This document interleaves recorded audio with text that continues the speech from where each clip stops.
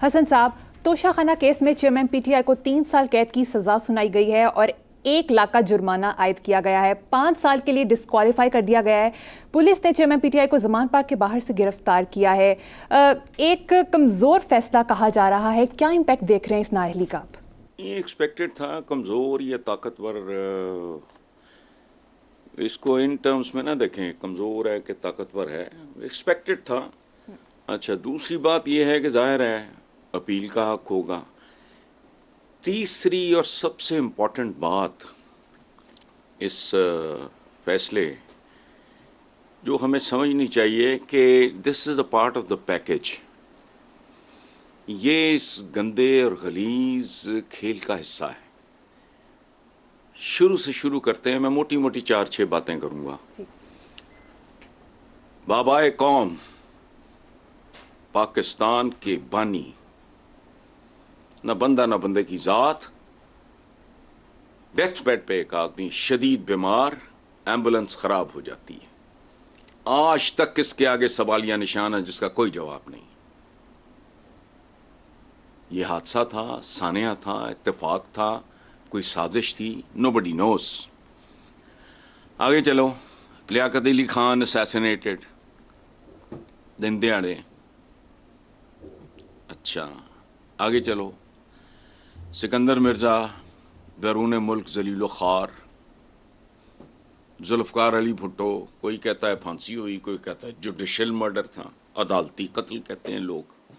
عدالتوں میں اس کی آپ مثال نہیں دے سکتے. بے نظیر بھٹو قتل ہوئیں. نواز شریف 2 بار مفرور، المعروف جلاوطن. تو یہ سانپ سیڑھی کا کھیل ہے. پاکستان میں سیاست نہیں ہے، یہ غلاظت ہے اور یہ سانپ سیڑھی کا کھیل ہے. اب دیکھو نا ذرا کہاں جا کے کیا ہوتا ہے. 99 پہ جا کے ٹھک سے پھر نیچے. اور آخری بات اس سلسلے میں وہ یہ ہے کہ یہ 1 ڈے نہیں ہے، یہ ٹیسٹ میچ ہے. اس لیے آپ بغیر کسی پریشانی کے آگے چلو. لیکن حسن صاحب، اسے آپ سمجھتے ہیں کہ اب نواز شریف واپس آ جائیں گے؟ یار اس کو چھوڑو، آپ دفعہ کرو. چھوڑو نواز شریف کی واپسی کیا انہوں نے واپس آ کے کیا پہلے کیا کر لیا تھا جو واپس آئے کریں گا. اس لیے ارریلیونٹ ہے یہ. ٹھیک ہے، آگے چلتے ہیں. حسن صاحب، مقبوضہ کشمیر کی خصوصی حیثیت ختم کرنے کے غیر قانونی بھارتی اقدام کو 4 سال مکمل ہونے پر پاکستان سمیت دنیا بھر میں یوم اتصال کشمیر بھرپور طریقے سے منایا جا رہا ہے. کیا کہیں گے اس پہ؟ اچھا بھائی، یوم استحصال منا لو، 40 سال مناتے رہو، 400 سال مناتے رہو. یہ یوم منانا یہ ویسٹ کی طرف سے ہے کہ یہ فادرز ڈے ہے، یہ مدرس ڈے ہے. بھئی ہمارے پتہ ہے ہمیں بھی فادر کیا ہوتا ہے، مدر کیا ہوتی ہے. ویسٹ کی جو جب آپ ہر معاملے میں نقل کرتے ہیں تو یوم استحصال کشمیر وغیرہ وہ سب کو پتہ ہے. آپ اس سے اچھا، وہ بلاول زرداری نے کہا ہے کہ اسامہ بن لادن مر چکا لیکن گجرات کا قصائی زندہ ہے. یہ وہ کیا ہے؟ واٹ از دس؟ یہ جھنجھنے لے کے، یہ ٹافیاں لے کے، لالی پاپ لے کے ہمیں آپ کو کھلانے کی کوشش کرتے ہیں. میں تو نہیں کھاتا.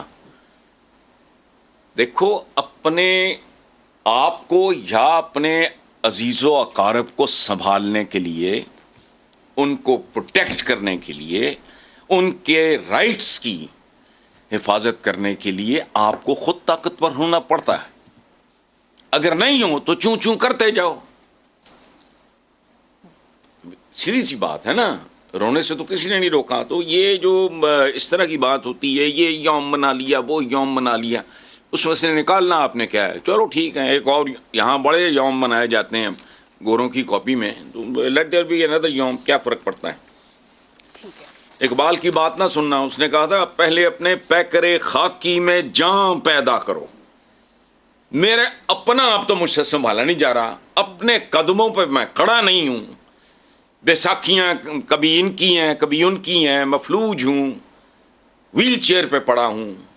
فکر مجھے لگی ہوئی ہے آپ کی. تو یہ اس طرح نہیں ہوتا زندگی میں. لیکن بہرحال ہمارے سیاستدان ہیں، بیوقوف شیخو بناتے ہیں. بنے بنایا کو بنانا حالانکہ ویسٹ آف ٹائم ہے. جی حسن صاحب چند روز قبل ایک خلیجی اخبار نے خبر لگائی کہ پاکستان فار سیل، اس پر آپ کا تبصرہ چاہوں گے؟ بھائی اس کی تفصیل بھی ہے، میں نے بھی پڑھا ہے وہ کہ یہ اپنی بندرگاہیں اور ایئرپورٹ سب پتہ نہیں کیا ان کو آؤٹ سورس، یہ کیسے کیسے لفظوں کے سہارے لیتے ہیں. بہرحال مختصراً یہ کہ صورتحال ڈیفینیٹلی انتہائی پاکستان فار سیل یہ ہر پاکستانی کے لیے ایک گالی کی طرح ہے. ہم میں سے کہتے ہیں مادر وطن فار سیل. اس پہ غور کرو. صورتحال ڈیفینیٹلی بہت سنگین، ہولناک ہے، تشویشناک ہے، لیکن اس پہ غور کرنا جو میں لیکن کے بعد کہنے لگا ہوں. پاکستان کی صورتحال بہت دگرگوں ہے، لیکن اتنی تشویشناک اور ہولناک اور خوفناک نہیں ہے جتنی دوسری جنگ عظیم کے بعد جاپان کی تھی. راکھ کا ڈھیر، 2 شہر ملیا میٹ ڈیمورلائز کر کے رکھ دیا، فلانا ٹمکانا. لیکن وہاں چپڑکناتیے نہیں تھے. کمال کا میسج دیا قوم کو، سچ بولا، ڈرامے بازی نہیں کی، سچ بولا. قوم سے کیا کہا؟ کنٹریمن، ہم وطنوں، we have lost the battle, ہم جنگ ہار گئے ہیں. Now through the arms and pick up the tools. ہم وطنوں، ہم جنگ ہار گئے ہیں، ہتھیار ڈال دو، اوزار اٹھاؤ. پوری دنیا کو نچا کے رکھ دیا انہوں نے، جاپنیز نے. ہماری صورتحال اس وقت سے بدتر نہیں ہے جو جاپنیز ہیروشیما ناگاساکی ڈیمورلائز قوم، دلیر ترین لوگ دنیا کی تاریخ کے. یاد رکھنا جاپنیز وہ لوگ ہیں جن کے اور جن شوگنز وغیرہ، ان کی تاریخ اٹھا کے دیکھو. ہم تو اپنے آپ سے باہر نہیں نکلتے، بڑے کمال کے لوگ ہیں وہ. Flash bolt second world war میں چھوٹے چھوٹے نوجوان لڑکے 18 سال کے، ان کو کہتے تھے چربی کی گولیاں. وہ گلائیڈر سے اپنے جسموں پہ بامب باندھ کے گلائیڈر سے خود چمنیوں میں گھس جاتے تھے. 1-2 کی قربت تو کوئی چھلیاں نہیں بانٹتا. خطرناک بات نہیں ہے یہ کہ پاکستان پہنچ کہاں گیا ہے. خطرناک بات یہ ہے کہ اب بھی بے غیرتی کا جو باب ہے، باب بے غیرتی بند ہوتا ہے یہ نہیں. 1 سال کے اندر اندر پوری قوم کو میسج چلا جائے گا اور پوری قوم کا رویہ بدل جائے گا. یاد رکھنا، پانی اوپر سے آتا ہے. گلیشیئر زہریلا ہوگا تو ندی نالوں میں پانی زہریلا آئے گا. یہ وہ گلیشیئرز ہیں، یہ جو نیچے آپ کی بیوروکریسی ہر چیز تباہ برباد، چور چکار ڈکیت بیٹھے ہیں. وجہ دے نو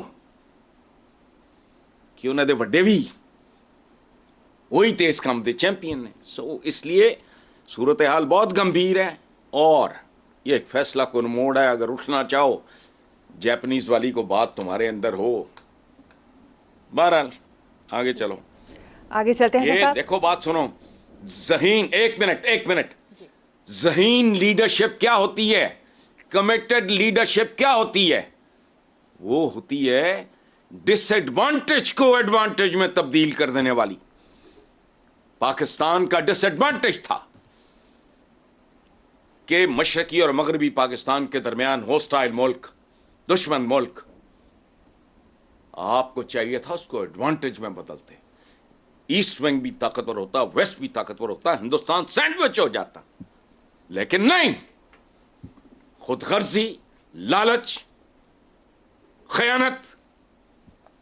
بہرحال خبر بہت بری یہ جو آپ نے سنائی ہے، لیکن اتنی بری نہیں جتنی جاپنیز کو ملی تھی جب ان کو کہا گیا تھا ہتھیار پھینک دو. لیکن ساتھ ہی ایک میسج بڑا خوفناک تھا، اوزار اٹھا لو. تو اب حرام چھوڑ دو، حلال پکڑ لو. وہ ہونا نہیں. جب تک یہ شرافیہ موجود ہے. چلو جی. حسن صاحب، وزیر اعظم شہباز شریف نے کہا ہے کہ لوگ مجھے تانے مارتے ہیں کہ میں اسٹیبلشمنٹ کا آدمی ہوں، لیکن مجھے اس کی کوئی پرواہ نہیں. کیا کہیں گے؟ بہت خوبصورت بات کی ہے شہباز شریف. کون اسٹیبلشمنٹ کا آدمی نہیں ہے بھائی؟ اور کیوں نہ ہو؟ یہ اسٹیبلشمنٹ کو اللہ معاف کرے اسرائیل کی ہے، انڈیا کی ہے؟ کون سی اسٹیبلشمنٹ؟ اور تم سارے ایک مشین کے پرزے ہو. مشین کا نام ہے پاکستان.